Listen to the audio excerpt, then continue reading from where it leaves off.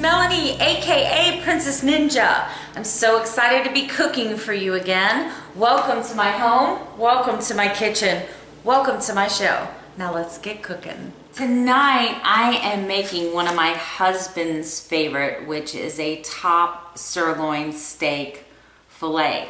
So when we talk about cooking for family and cooking for just a nice change, other than chicken, this is always a great choice. Now for these 4 steaks, I chose a grass-fed, so it's by a brand called Greenwise that I buy at my local grocery store. Normally the top sirloin that I get, the fillets are about that big around and maybe 3/4 of an inch. But first, we need to get down to business. The proper way to prepare this steak. One of my favorite seasonings for doing this sirloin is by McCormick Grill Mates. And unfortunately, I can't find it in any of the stores, so I have to go to Amazon. But it's called Smokin' Sweet Tea. I know, insane, right? But this, I use this as a dry rub. Now I'll put a little bit of extra virgin olive oil on the steaks. But the biggest 2 secrets and advice that I can give to anyone that's new to steak making, especially with a sirloin, because they can be really tough if they're not cooked properly. One of the first secrets is always leave your steaks out till they become room temperature. The way that I'm going to prepare these steaks today, if you were to take them cold and put them in a hot pan, you're going to lose all your juice right away. It's going to be a mess, and then you're going to be steaming them instead of searing them. So we are going to season these first. I'm going to rub them down with just a little bit of extra virgin olive oil, and then I'm going to rub them down with this Smokin' Sweet Tea. I'm going to put them out to rest and become room temperature, and I'll see you at the next step. In a perfect world, if everybody likes the same temperature, that's awesome. But in my case, it gets a little trickier. My husband likes his steak well done. His is also, and I'm not trying to be stereotypical, but his is also the largest steak. Now, I have used the Smokin' Sweet Tea. I rub these just a little bit with olive oil, just so that the sweet tea will stick, the Smokin' Sweet Tea. And I have brought this pan to a very high heat because our goal here is to sear this meat. What you do when you are searing is you are sealing in. So think of sear as sealing in the flavor. So that is really hot. I'm gonna flip it. It only needs a couple minutes on each side. And I'm going to do that with all the steaks, but I'm going to cook my husband's a little bit longer because he likes this well done.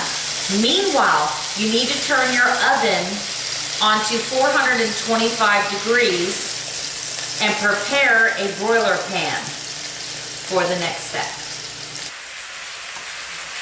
I had to go find an apron. I'm not used to cooking on this little 2-burner stovetop. Normally I am cooking over there. That is my workspace. But because I wanted to do this, I had to get something that I could put in my kitchen that would fit and work with what I wanted to do. One of the tips that I want to show you is that I am using a simple pair of tongs. Now this has a little bracket that I can tighten, and why is that important?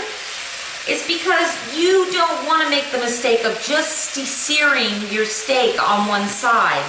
You want to sear it on all sides. Sometimes steaks are cooked, they're cut just like these, they're cut unevenly. And it's not the butcher's fault, it's just because it's the way that that piece of meat was shaped. So sometimes they can't help that. And because you want to seal in the flavor all the way around, seal in those juices all the way around, you want to get a really good sear, you have to also sear the sides. Now look at how convenient that is. That is so convenient. My hands aren't near the pan. I'm not getting stuff spattered all over me. and I'm simply using my tongs to turn them. Now, if I need to have them laying different, when you get multiple pairs of tongs, you can actually achieve a little bit more. But what I'm doing over here is I'm focusing on the steaks for the people who like them medium and well done. Me personally, I love my steak medium rare. I love my steak medium rare. But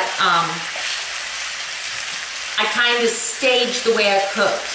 I put the first steak in, and that would have been my husband's because he likes his well done. And I will pan fry his the longest.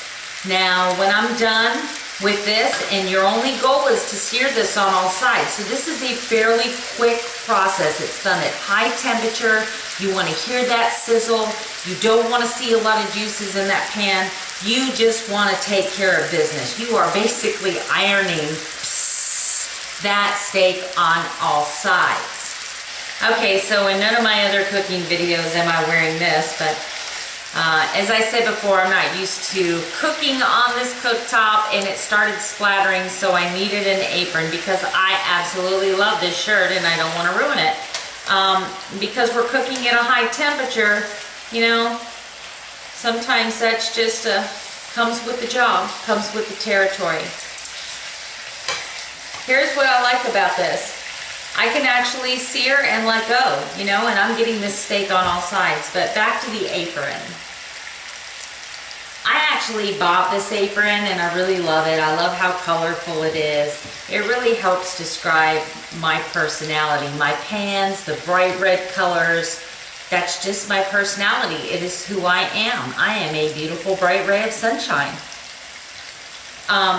But I have a friend named Alexis, and she is a wonderful seamstress. I have seen many, many, many costumes that she's made, and so since I'm all about helping other people out and building other people up, I said, Alexis, why don't you make me a signature Princess Ninja apron? And so I commissioned her to make one for me, and I'm hoping that it will be done very soon. She sent me some samples of some fabric she was looking at, and I am getting very excited. Now, what I love about Alexis is that she's really into the roaring 50s and 60s and the pin-up kind of fashion, and so that ought to be really neat because I love that era too. Because I am the medium rare girl in the family, along with my stepdaughter. She likes hers done a little bit more than mine.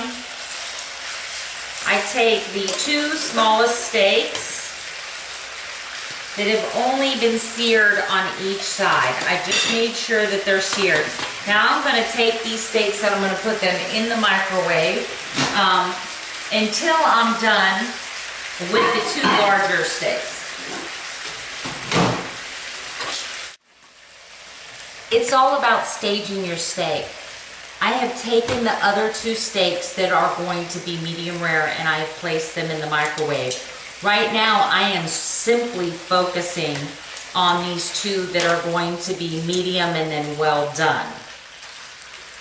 I'm getting ready to put them on my broiler pan and start the well done in the oven. I'm going to put it in the oven for about 15 minutes. When the timer goes off, I will add my medium.